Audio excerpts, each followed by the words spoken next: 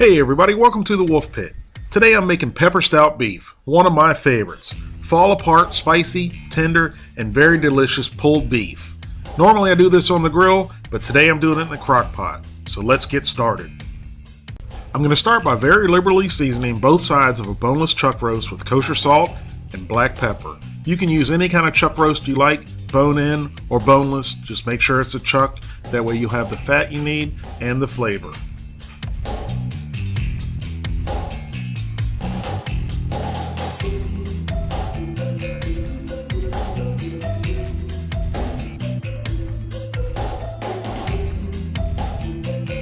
And now I'm going to add a little vegetable oil to a preheated cast iron pan over medium-high heat. And yes, it is a sad looking cast iron pan in need of a good seasoning. And now I'm going to sear the chuck roast on both sides. Normally when this is done on the grill, it's smoked at 250 degrees with a little smoked wood for a little extra flavor until it reaches 165 degrees. But we're doing it in the crock pot today, so we're changing up the way we do things. Now after 5 minutes, it's got a little bit of color to it, so I'm going to flip it over for another 5 minutes. If you want to skip the searing process and put the roast directly into the crock pot, you can do that. But by searing it, you're adding a little bit of caramelization to the outside, which adds flavor. Once the roast has been seared on both sides, I've added it to the crock pot, and now I'm going to add a little green bell pepper along with a little red bell pepper just for a little added color. You can use all green or all red, it's up to you. And now I'm going to add some rough chopped fresh garlic cloves,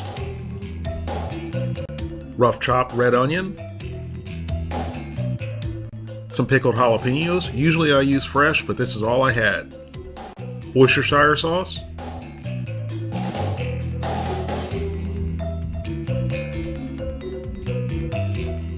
and finally the ingredient that brings this dish together, a bottle of Guinness Extra Stout.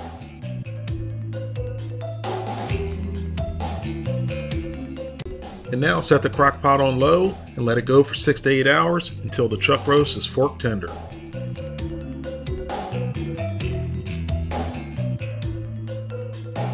And here we are after the 6-hour mark. Everything's cooking down nicely.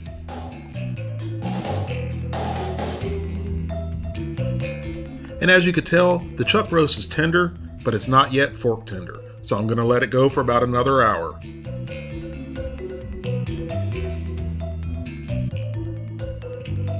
After 7.5 hours, our chuck roast is exactly where we want it. Look at how nice and tender this is.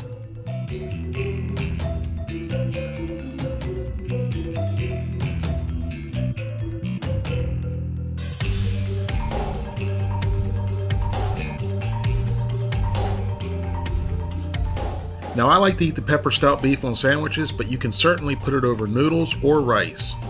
And what I have here is a 50-50 mix of Roquefort blue cheese and mayonnaise. And if you don't like blue cheese, horseradish and Swiss cheese are equally as good. And there you have it, pepper stout beef on a ciabatta roll with Roquefort blue cheese and a little extra au jus for dipping.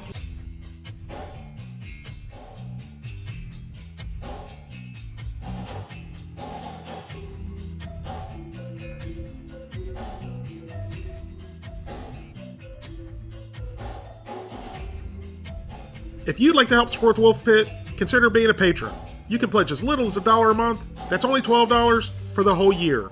Or you can pledge more. That's up to you.